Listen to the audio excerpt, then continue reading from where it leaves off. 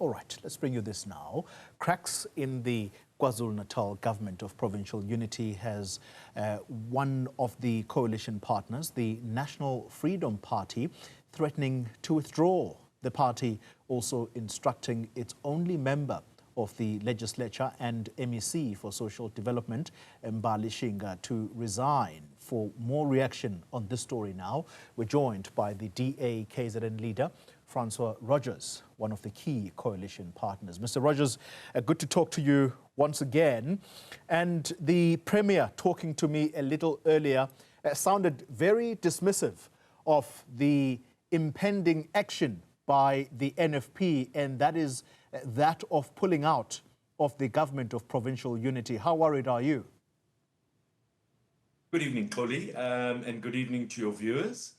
I did watch your interview with the Premier, but I think, you know, the partners in the government of provincial unity feel confident that you know, we've managed to bring some stability into the province. Obviously, it is a concern when one of your partners decides that that they want to leave the government of provincial unity, but you know, you would have to have smoked something not to realize this was coming, because we saw what happened on the 15th of December with the MK when Mbali Shinga didn't support the motion of no confidence.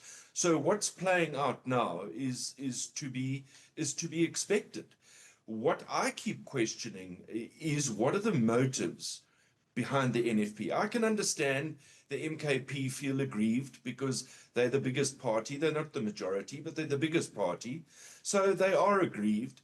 What I don't understand is what Barnes is all about and what the leadership of the NFP are all about. Because as the Premier so rightly said to you, and I've said it, that Mbali Shinga is one of the better performing MECs. And I'm not saying that to protect the GPU.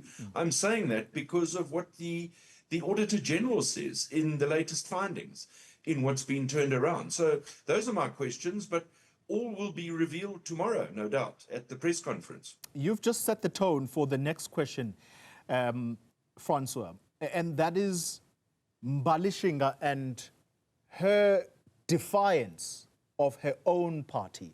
So you've already stated that on the 15th of December, during that chaotic sitting of the provincial legislature, she was instructed by her party to support the motion of no confidence that was brought by the MK party, and she defied that call. Now, there's a latest call from her own party which says resign ahead of this Friday briefing that is going to take place tomorrow. You've got to let us in on what do you think is driving her? What is her opposition to her own leadership? And what is that telling you about the politics within the NFP? Well, look, I can only speculate to a degree, Kholi. Obviously, Mbali Shinga, and I recall her saying very clearly on the 15th of December that the reason for her supporting or opposing the motion of no confidence was because she was there at the behest of the Premier, who had appointed her as a member of the provincial executive.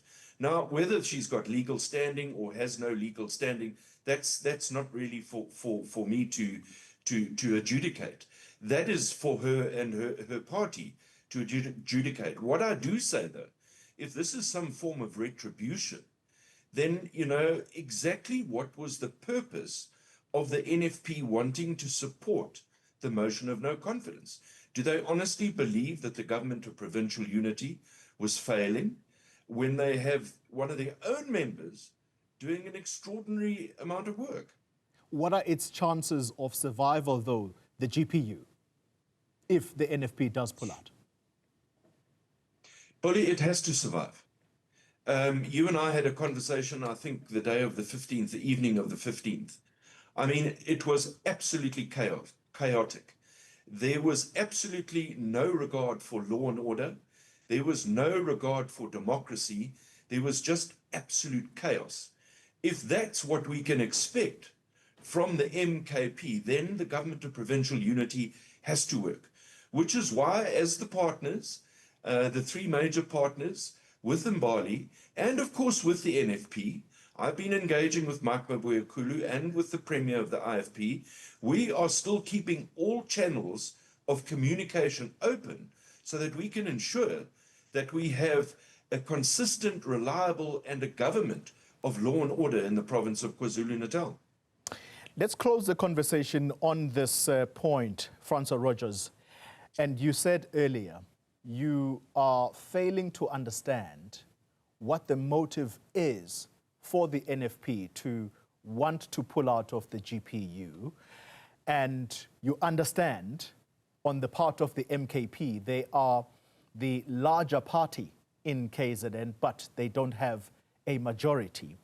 Do you not think that the NFP is possibly promised something, and I wonder whether it would be something bigger by the MKP if indeed this government of provincial unity does collapse? By the way, I talk about the MK party. They were meant to join us, but they've just pulled out, telling us that the instruction from the national leadership at the top is that they mustn't speak up until after the briefing by the National Freedom Party.